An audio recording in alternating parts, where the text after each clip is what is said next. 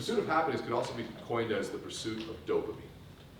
So if we look at dopamine on this scale over time, what happens when you set a big goal? So most people don't understand dopamine or its role or its function. Dopamine is not the reward hormone. So people think you do something good and you get dopamine. That's not how it works. Dopamine is secreted in the anticipation of reward. You see your favorite food, you get excited. Why? You're anticipating the reward of that. Right? So that's dopamine that hits you. So what happens? Let's say we set a big goal to get a beach home. What happens to dopamine levels? They go up, right? Boom. You get the beach home, and what happens? Drops right below baseline levels. Boom. This is baseline.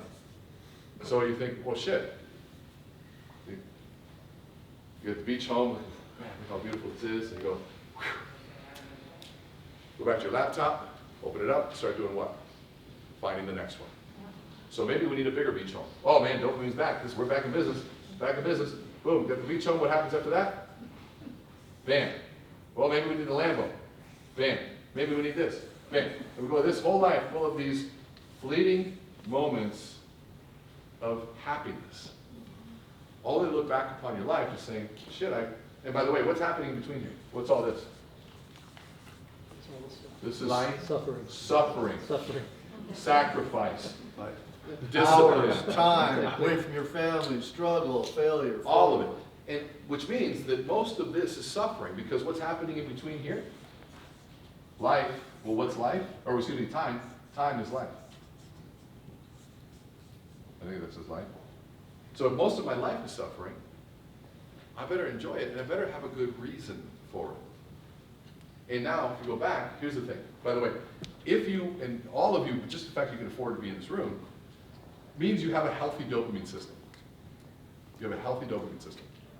Why? You set a big goal, you envision it, and as you're suffering along the way, dopamine comes in and says, you got this, keep going. Here's a little dopamine. All right, here we go, a little further, I want to give up. No, you got this, keep going. You ever been in the gym and you want to give up, and your workout partner goes, one more, and you go, bam, and you knock it out. That's dopamine, that external push, and it's there. So now, those of us, and here's what the final message, those of us that have the capability, that are most capable of achieving the beach home, are also those of us least capable of enjoying the beach home. There's the oxy, isn't it? It's such an oxymoron. And so when you think about this, God bless dopamine. Now, by the way, his major was neurological science. Are you getting it now? He's actually a brain surgeon mindset by knowledge. Communication was just what he chose to come to, but he's a neuroscience major. Wow. So God bless dopamine and what it does for us, but you have to understand what it's doing to you. Dopamine is a good thing under one condition. There's nothing worse than fake dopamine for the human system. And what's the difference? Dopamine that you exerted effort for, effort is great. You work good, hard workout, you get dopamine, that's great. You sacrifice in school, you get this, that's great.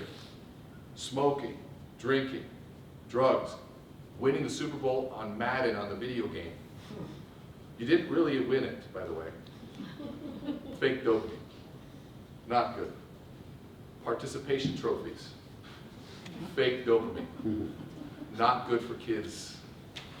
We shouldn't do that. There's no breathing bonuses in your business. Either carry your weight or you're out. That is a beautiful gift to give. Did you just say no breathing bonuses? No breathing bonuses. Carry your weight in your family, carry your weight in your business, carry the weight on the team. And it's the biggest gift to hold somebody accountable to carrying their weight, because you know what? When they get there, they go, look what you did. And they go, man, that was awesome. That's how you build self-worth. You had a mother that taught you that. So here's my wish for you. There's a flood in the industry right now. And some people are either going to find somewhere to find a ride during this flood, or somebody out there built an ark.